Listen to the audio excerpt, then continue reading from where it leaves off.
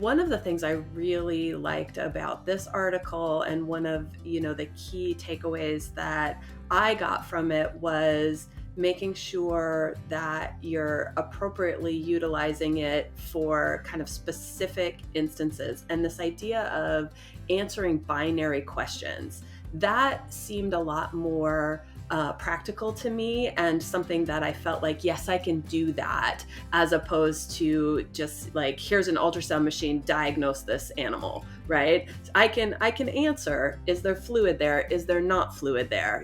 Things like that. And so I thought that was really, really helpful in just guiding how ultrasound can, augment everyday clinical practice, even if you haven't had extensive training.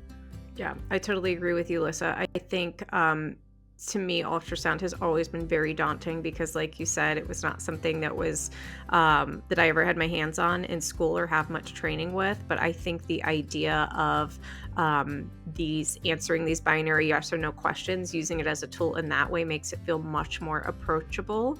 And I think this kind of outlines really, that it is becoming a common diagnostic of the future that we are just going to need to become more and more comfortable with. And I think that's kind of a good way of approaching it, especially if you're a beginner like me, where, I can't do everything with an ultrasound, but maybe I can answer this one question and get really good at this, utilizing it in this one specific scenario to start.